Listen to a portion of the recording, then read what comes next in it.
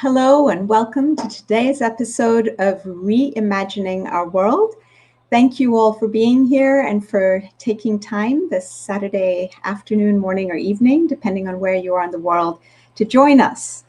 Today I have a special treat for you, which I will get to in a second, a wonderful guest who is going to engage in some what I hope will be stimulating dialogue with me. I just want to put today's episode into context. As you all know, our world faces many challenges, and one of the goals of this show has been to demonstrate that we have two different options in how we choose to respond or react to these challenges. We can either become hopeless, feel helpless, feel anxious, and therefore become paralyzed and ineffective, or we can stay focused, determined, be filled with enthusiasm, a vision of where we want to be, and work with complete determination and in a methodical fashion to get us from where we are to where we want to be. In other words, we are all at choice. Where the world is today, even though we may not like it, is not where it needs to continue to be in the future. At any point, we can change our future. The other purpose of this show is to inject hope into all of us. So many people feel disheartened in the world today. And my goal in inviting my guest today and in the future guests is to give us all insight into the fact that individuals around the world are doing some amazing things, doing wonderful work at the grassroots levels and within their own organizations in order to make a better world. And we can all watch and be inspired and learn from them. So I want to now invite Vasu Mohan, my guest. Vasu Mohan, welcome to you. Vasu is not just an amazing human being who has done wonderful work, which I will tell you about in a second here, but is also a very dear friend. So it's a double blessing to have him here today, and I really look forward to our conversation. So just to tell you a little bit about Vasu, he currently serves as Senior Global Advisor for Conflict, Displacement, and Minority Rights for the International Foundation for Electoral Systems called IFES, IFES. He previously served as IFES's Regional Director for Asia Pacific Programs, and the last 2 decades he's worked on democracy, governance, and human rights programming with a focus on post-conflict elections and democratic inclusion. Vasu has done a lot. Amongst his accomplishments is that he has a master's degree in environmental science, which directly links to the topic of our conversation today. He himself is a refugee from the long civil war in his native Sri Lanka. And in his work, he's collaborated with a wide variety of international organizations, as well as election commissions, human rights commissions, inclusion organizations, media, youth groups, peace builders, and faith groups. There is a lot more, and I will put it in the show notes. But if you go to ifes.org, basically you can learn more both about the organization and about Vasu Mohan's work. So welcome, Vasu. Thank you. Thank you so much for having me. Oh, not at all.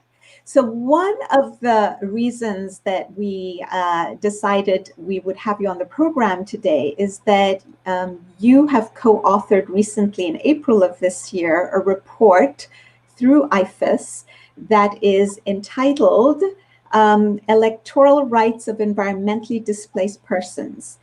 And it's really what I was hoping to do is to unpack with you some of the really interesting, not just the data, because anyone can read the report, but to take a step back and look at what we can learn from what you've done and how inspirational it is, how creative it is, and how long-term thinking it is. So let's begin with the first question that I'm curious about, and our viewers will be curious about. Could you articulate the challenge that you were seeking to address in this report? Thank you. Thank you, Soeda, for this opportunity to converse and explore this topic that is both dear to our hearts, but also one that we ought to pay a lot of attention to. So what this paper was, the paper was supposed to be a launching point for a conversation. It never sought to be a comprehensive document because of range of research that has happened, and it is very politically charged, conversation. It's also an existential conversation. What I was hoping to do with this paper is that as an organization, the International Foundation for Electoral Systems, IFES, where I work, we have been working for the last 3 decades on political empowerment, on electoral rights of people around the world, and many of whom, have significant challenges accessing those rights. So that's a stream of work that we have been doing. And within that context, we've looked at people who have been displaced from their homes within their country, or people who had to flee countries of their origin as refugees or displaced people, conflict displaced people, like I had to, when I was young. So people, what kind of political rights do they have? Then parallel to this, there's been a whole range of research that has been happening around climate change, and climate displacement, which is becoming, a greater, the scale is increasing day by day. And what I sought to do with this paper was to bring those two streams of thought together. There are, people who are going to be displaced significantly over the next decade and years to come.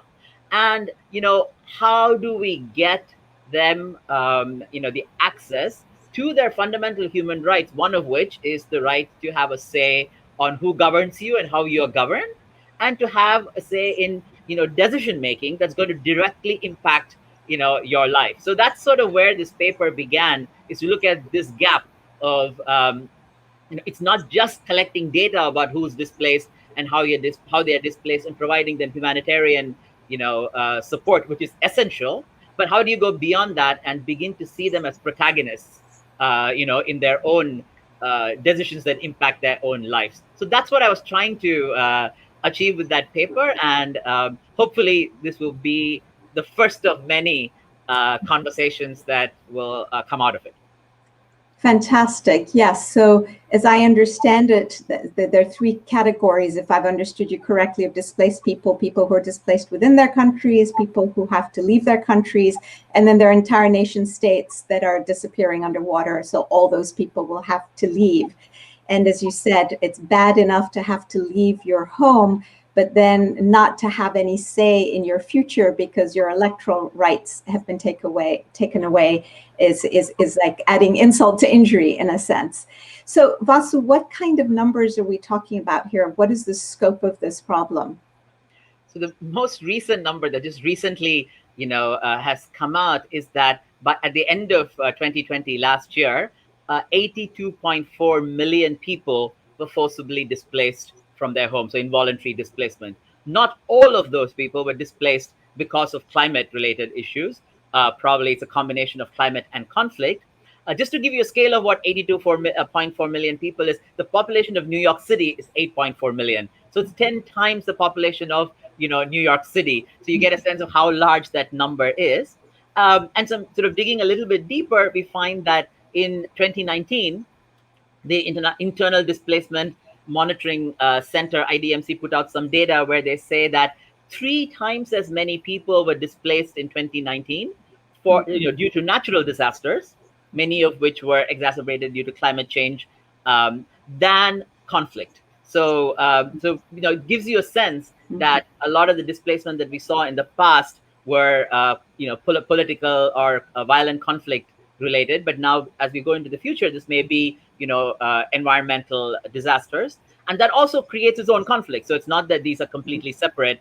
As natural resources become sparse, as places become completely uninhabitable, or hostile to, for sort of communities to live and thrive, then that creates displacement. So it's quite a large scale.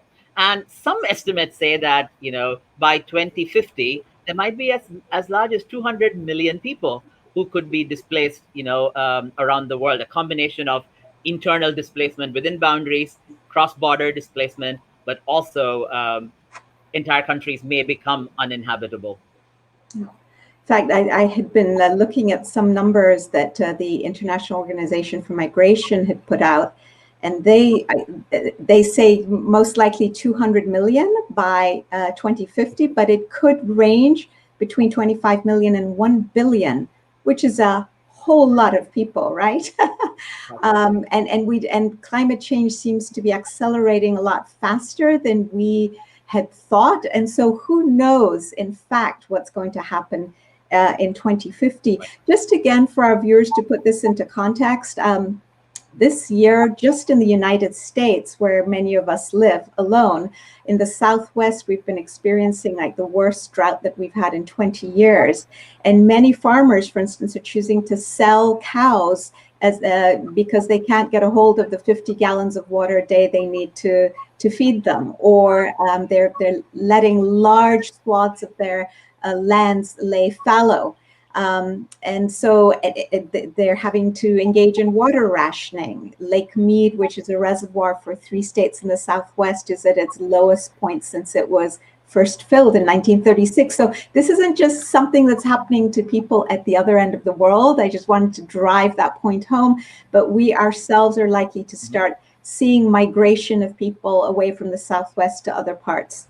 So why should we care, Vasu? I mean, to put it very bluntly, why should we and the viewers care about what happens to these people who are going to be internally or externally displaced?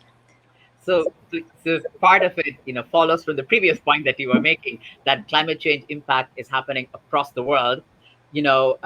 Our sort of developed countries and countries that have, or even people within countries that are so-called developing countries or third world countries, setting aside all the problems with these labels, money, comfort, socioeconomic strata can buffer some of the impact of this, but no one is really safe until everybody is safe, right? So there's two principles that I was looking at. One is that we are deeply interconnected. Climate change does not respect borders. So because the Earth, these borders are not natural. So these are human-made divisions. So cross-border situations are going to be significant.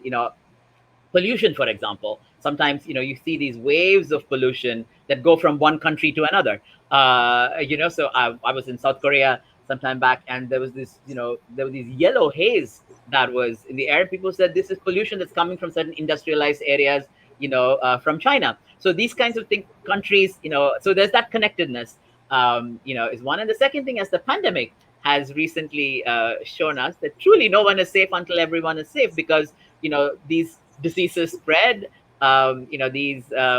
Impact of climate change moves across continents. It's a separate whole good conversation about deforestation and its relationship, climate change and the pandemic. These are all really connected. And then the other issue also is that as people are forced to flee these areas, they are going to come into neighboring countries, developed countries. They're going to try to come into countries that are relatively safer. So we are going to be faced with this direct connection, that if we as a whole, as a humanity as a whole, the community of nations as a whole, don't address this, it is going to impact us. You had a great analogy in one of your earlier episodes. By the way, I love listening to your these podcasts. I think you shared this from a friend of yours. It's like multiple rooms in a ship, and each room is trying to run with a different set of rules, but the ship is one collective ship in the ocean, so you cannot really have. So that's one. It really applies to this situation very directly.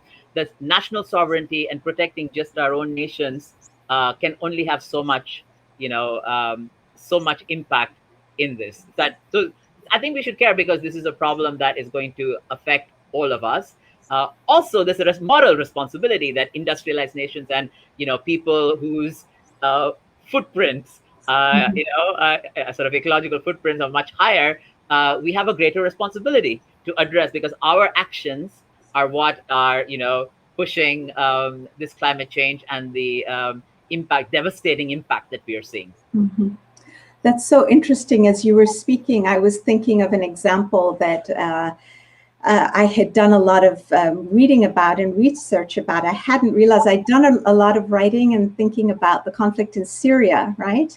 And all the problems that it spawned, between terrorism being a fertile ground for ISIS, to the refugee crisis it spawned, and with refugees, so many of them going not just to neighboring countries of Jordan, Turkey, Lebanon, and so on, but into the EU, and how that had the trickle effect of a rise in populist governments and xenophobia and nationalism.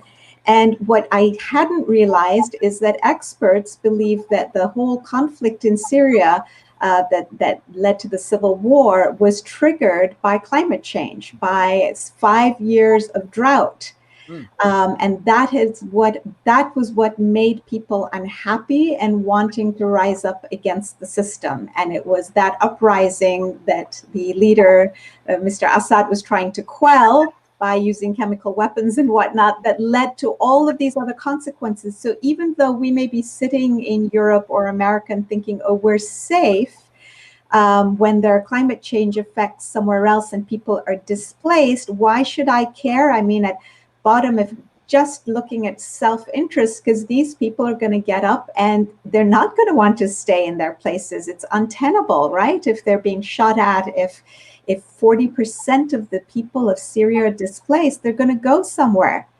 And with climate change, you have the reduction, it seems, in land, water resources. You've got the salinization of water, so you've got less land on which to grow food, so you have less food. The water gets salty, so you have to move away from the shores. You've got floods, you've got cyclones. North Korea, apparently, The Economist was just saying that the leader of North Korea has openly said that they are doing really badly in terms of food. This is unprecedented for him to actually get up and say something so openly, because they've had 3 cyclones this year already, and so much rainfall from climate change that the crops have failed. So they don't have food. So even the food that they were able to grow, they don't have. So it's just this, as you point to, this interconnectedness is so deep and real that we have to care, because our own lives and quality of lives seem to be at stake, in addition to everything else you said about disease and insecurity. Could you tell us a little bit about the threats to insecurity and conflict? The UN Security Council had a resolution 2349 a couple of years ago, and they were talking about the area around Lake Chad, Niger, Nigeria, Chad. So that area, and they specifically talk about climate change as a threat multiplier. As you rightly pointed out, another example is obviously Syria. So when there is scarcity of resource, politics and power really intertwine, and climate becomes a threat multiplier. So places that were already in sort of there was a lack of stability or security complications, climate change will exacerbate it. In other places, climate change might actually cause the insecurity, and in a sort of a very much lower than international politics level, when people are forced to move from one area to another area, they're going into an area that already probably has its own set of issues, and then they have people are coming in, and they are going to need the same access to education and health and resources, and the host communities, unless policymakers do a very good job of integrating this, the host communities are not going to automatically welcome people, even though we do see that communities do, and there is a lot of goodwill. I remember myself having moved from one place to another, that there's a lot of human kindness, but there's also a sense of, if there is scarcity, if it's not well planned, that could create a conflict between the host community and people who are coming in. One example of where this does work well, I recently heard that in the country of Papua New Guinea, in Bougainville, in the autonomous region of Bougainville, one climate displacement situation where the church leaders had, sort of provided land for the people who were displaced, and this really helped mitigate this, resource competition. It's a really good way of sort of faith-based organizations truly doing what they're supposed to be doing, is looking after, sort of being their brother's keeper. And so they were able to create that kind of environment. That tends to be the exception than the rule, but I suggest that because there are ways this can be handled, but that sets up an inherent conflict. And how we resolve that as, national policy makers, community leaders, and of course the international community, as a whole will make a major difference in how that conflict is mitigated. Mhm. So interesting. As you're talking about Papua New Guinea, I was contrasting it with an example I'd read about in France, where there was a very small community that they had been very welcoming of the migrants a number of years ago. And then at some point, they completely did a 180-degree flip. And so a journalist had gone in and had asked them, well, what happened? And the mayor of the city said, look, I'm now in a position where if you go into the classrooms in our schools, the majority of children in the classrooms are now these migrants. They don't speak the language, they don't know the culture. And so our teachers are not able to teach our own students because we have to spend so much effort in just helping these others just to understand some of the basics. So he says, I simply am no longer in the position. He says, it's one thing to have 20%, 30%, but once you get to 60, 70% of the kids in the classroom being migrants. So it just highlights exactly what you're talking about, the absence of planning, the inability to integrate effectively so that it's a win-win for both sides. But this is what's so exciting about your report. Before we get there, I want to say that what happens in your view? Let me back up and say, what we seem to do as a human race is that we wait for disaster to strike. It's something we've talked a lot about on this show, right? Being reactive, always been in reactive mode, waiting for disaster to strike and then trying to put out the fire, but never totally putting it out, letting the embers continue to go until the next wind of disaster comes along and fans the flames back up. What is the consequence of dealing with these kinds of problems, like the displacement of folks because of climate change, doing it reactively? Can you outline what you've seen? Yeah, I I think often, and this is one of the points that the paper does make, is that with environmental displacement, we can already predict. We already know what areas are at risk, who are vulnerable, and not engaging them in the planning, and not planning for this collectively, bringing all the key sort of decision makers together is going to involve in last minute situations. Are they going to the right places? Have things, places been prepared? Is there sufficient funding? Are there sufficient resources, to address that? And I think it does create that conflict. It exacerbates that conflict. And on the flip side, when there is planning, wide consultation, and really international and national, parliamentarians, decision makers, and scientists, and and humanitarian agencies come together and really plan for these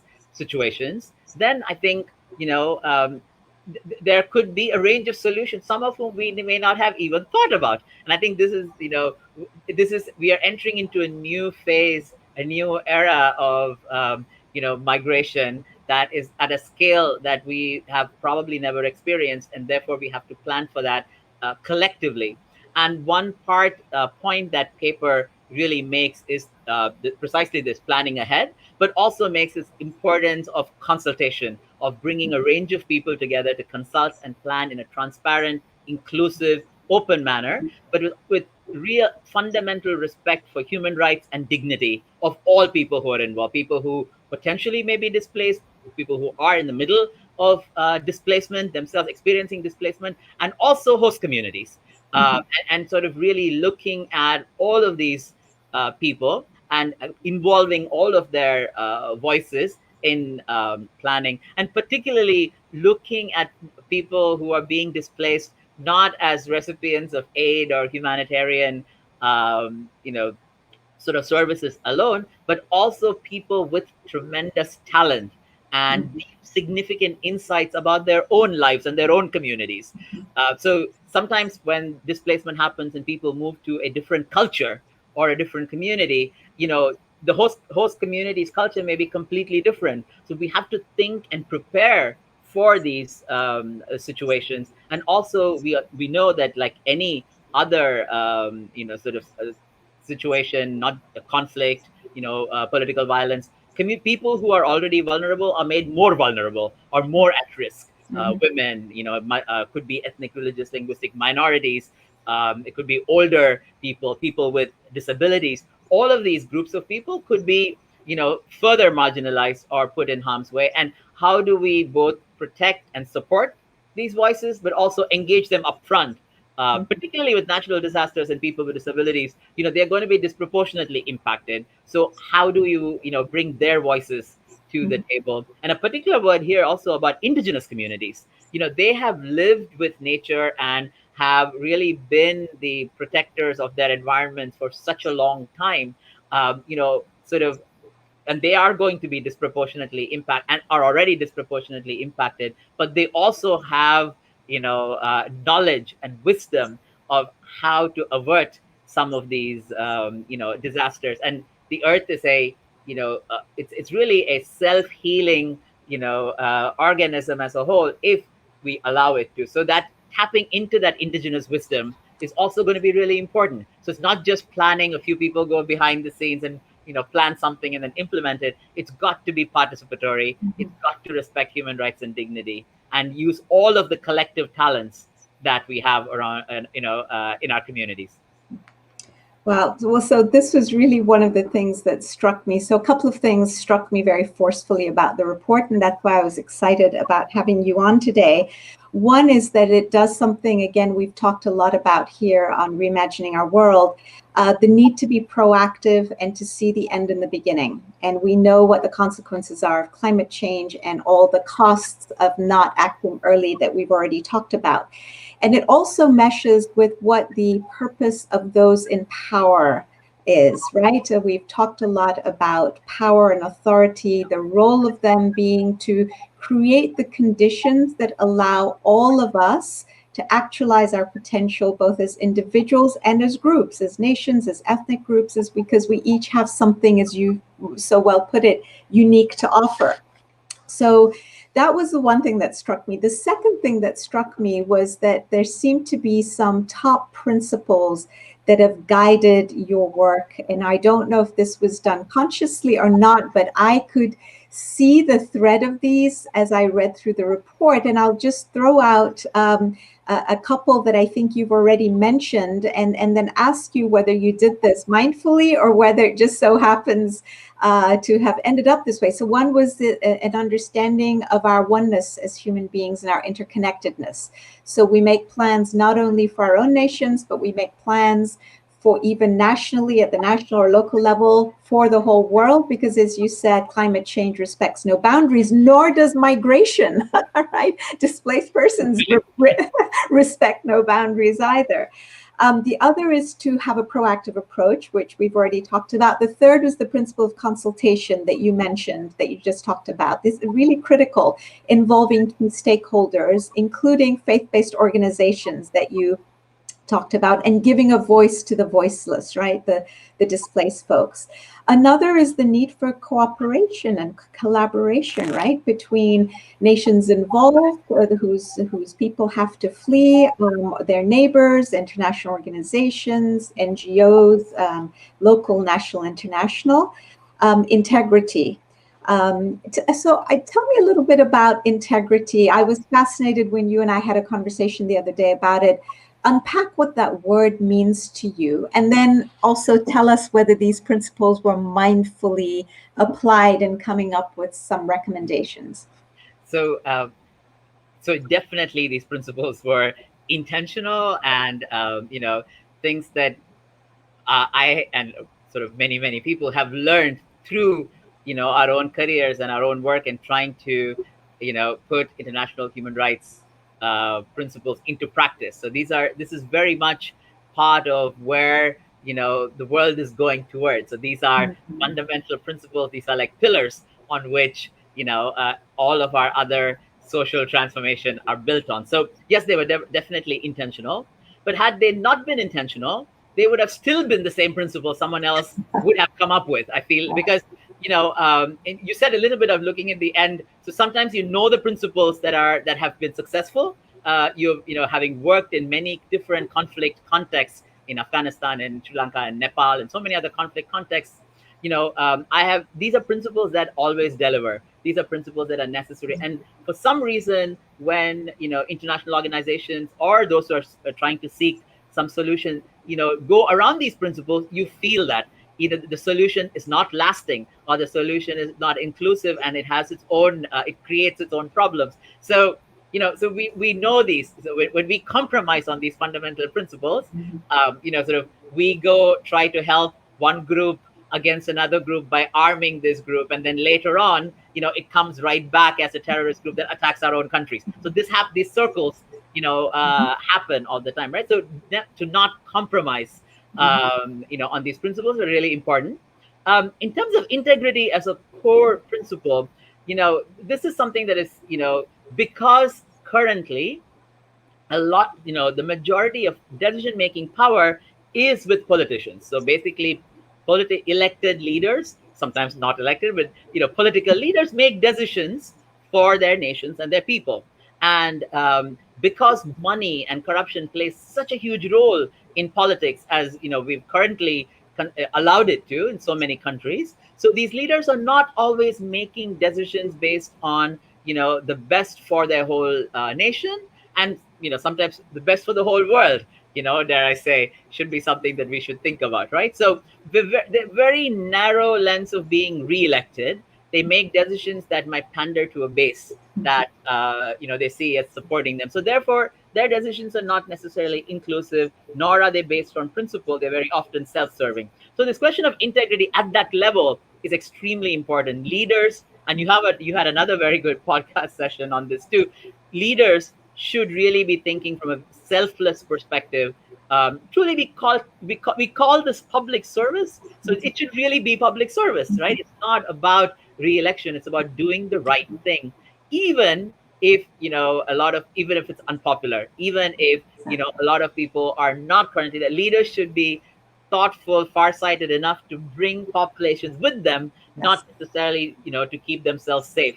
And so I feel like integrity at that level, but also integrity at the level of NGOs that are providing service to these people. Are we really centering the services? From Are we centering the voices of people who are impacted in providing those services? How are we engaging them? Are we also open to these ideas? Actively creating systems that don't reinforce status quo, and invite young people, invite women, invite otherwise marginalized voices into positions of leadership, not just listen to them, but and this is another issue with, as we're looking through these numbers we were talking about earlier. A lot of people who are young people now are going to be disproportionately impacted than those people who are in power. So sort of looking at sort of people, young people whose voices are being raised around the world. They're leading movements, but they're not decision makers. And I feel like, how do we bring that idealism and the voice of the future into decision making bodies? So integrity, those were different sort of ideas that I was thinking about with when we talked, and I brought up this question of integrity. It's integrity at every level, but primarily to recognize these other principles that we talked about and fearlessly implement them. I think that's the other. It's a moral integrity, right? It's not enough to just follow the rules as they are, because the rules are, in many cases, the rules need to be, revisited themselves. Yes. And Yeah. one particular example is this protection gap. People who are refugees for environmental reasons are not covered by, international, sort of definitions of refugees. You have to, either sort of a political or for a state or non-state actor, should be persecuting you for you to be recognized and provided all the protections that we're supposed to provide refugees according to international human rights law. And the environment is not considered, one of those actors. So if you're fleeing an environmental disaster, you're not covered under the international refugees law. So therefore, to say I'm implementing the law and not really questioning should the law itself or should the legal framework be revisited, I think calls for a level of integrity, and to be able to call those, as we say, speak truth to power. I think it calls for that level of integrity, which I think is critical. Without that, we will just continue at the level of governments, at the level of corporate multinational corporations, and at the level of a range of groups. If we cannot agree on science, and if we cannot agree on changes that we all need to make, I think this is going to be much rough. It already is going to be rough, but Yeah. can we have a more prosperous way to come out of this? Is going to be integrity is going to be critical. Yeah. So really, it sounds like the concept of integrity also requires something we talk about a lot, which is a shift in mindsets, right? A shift in mindset, which includes the ability to assess reality as it is, not as we would want it to be. So climate change is a reality, being able to assess. And on the basis of that assessment, being willing and able to be courageous and flexible enough to make the adjustments and shifts that are necessary, taking into consideration another principle that institutions, laws, and organizations, as we've talked about on this program, are there to serve us and to conduce to our happiness, not for us to sacrifice our own well-being in order to uphold a particular scheme. So whether it's the current Article 21 of the UN Declaration of Human Rights that talks about the rights of refugees, or the International Covenant on Civil and Political Rights, if they don't encompass the rights of what are now being known as the climate vulnerable, because people can't use the word climate refugees because technically they're not refugees under international law. I mean, we kind of twist ourselves into a pretzel. I mean, there's a problem. It really doesn't matter how you label it. And if there's no law that currently covers it, well, then gee whiz, we need to create a law or expand the existing law. But we come up with all these mental constructs and reasons why we can't act. And it ties into, I love that what you said, that saying that reminds me of Rosalind Carter's saying that a leader, a true leader, is someone who is able to take people where they don't want to go, but where they ought to be. And that's all of us today in this new era. Okay, so this has been really fascinating. So you applied mindfully these principles and you came up with a series of recommendations. I'm going to actually let people, as a teaser, go and read the reports to see what these recommendations are. If you had one, let me ask you if you had one recommendation that's like one of your favorites or you'd want our viewers to know about briefly, what would you want them to know, just as a sampling? A sampling. Maybe I'll pick one that we actually haven't really talked about which is specifically the right to vote, and why this is an important right: the right to vote, to run for office, and to engage with candidates and elected representatives in a meaningful fashion. Very often, displaced people are completely left out because they do not have the ability to impact the politics, and therefore politicians do not have to listen to them, or they're not a constituency. So really having the legal framework that both it's the right thing to do, but it also is a smart thing to do, is to really have the legal framework in place for people who are displaced to participate in decision making processes at sort of a local level, but also at decision making processes, in a political, in electoral, sort of exercise their electoral rights. So the recommendations around what can parliaments do, what can election management bodies do, what can civil society do, and what can community leaders do. That set of recommendations, I think, are really, really important. And we've already talked about this. You asked for one, I'll take just one more. Is truly centering the voices of people who are displaced. And I cannot say that enough, because I think that is a huge gap in what we are, what we are dealing with. And I think really looking to those communities of people who are directly going to be impacted or are impacted, and bringing them on board as primary, stakeholders, decision makers, is going to be really important. So those are the two. There's more.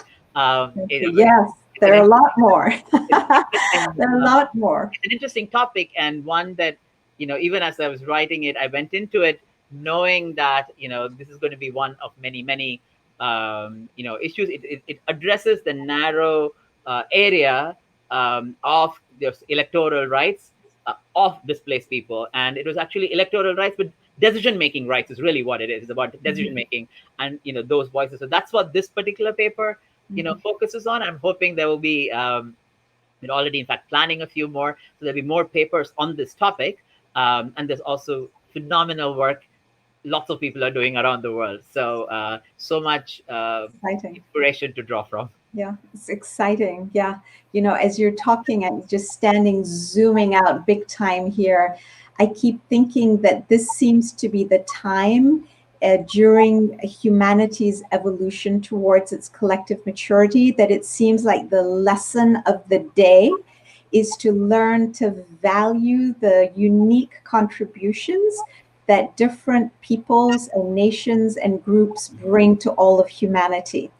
And that depriving ourselves of these voices, whether it's because people don't have the right to vote, or because of just active discrimination against some race or another, like anti-Black racism in the United States, and all the racism, and also people who persecute others on the basis of religion. We see that with the Rohingyas and the Uyghurs and the Baha'is in Iran and so on. There are just so many examples of prejudice and discrimination. And all it does is it deprives this interconnected organism that is our world of the gift. So that seems to be one of the big takeaways, at least for me, from this report.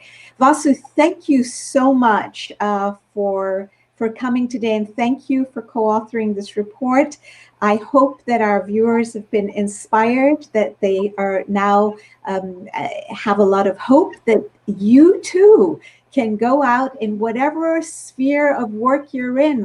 It really doesn't matter what kind of work you do. We can all make an impact in the world if we mindfully apply the principles that we've been talking about to uplifting humanity, thinking creatively, being willing to think out of the box, being courageous, and to planning ahead, being proactive. So I want to challenge our viewers to take 5 minutes after the end of this program to maybe sit still. And if you journal or not, maybe jot down, ask yourself, what can I do? What can I resolve to do in my own sphere of contribution in life in order to raise and uplift the state of humanity? I would like to, Vasu, if you have a few minutes, should we take a look and see if there are any comments or questions? Because I think I don't see any. I know a lot of people view this program later online. Remember, we're available on the YouTube channel and also on Facebook. So if any of you have comments or questions, please put them in the chat, whatever platform you view this on, and I can forward these to Vasu, and he can engage you directly, or he can engage you directly on the platforms. So is there any last word, Vasu? Thank you so much for doing this work, and I've really been listening to these podcasts on a regular basis, and I think the points that you raise and you're bringing out are so important. So very glad to be part of this, and certainly please go to our website ifas.org. It has the paper. If you just do IFAS climate change, it will pick up the paper on Google, and please feel free to leave any questions, as Soveda said, on any of these platforms, and I'm happy to engage. And particularly if you're doing interesting work that you want to highlight, please put those in, because I think we are constantly learning and learning from each other. So I look forward to hearing not only questions from me, but also about the amazing things that everyone's doing. Yes, we all learn from each other. Thank you so much. And I will see the rest of you, including Vasu, I guess, on the second Saturday of July, which is July 10th at 4 p.m. Eastern Time. So until then, be well, and thank you, Vasu. Take care. Thank you. Bye-bye. Bye-bye.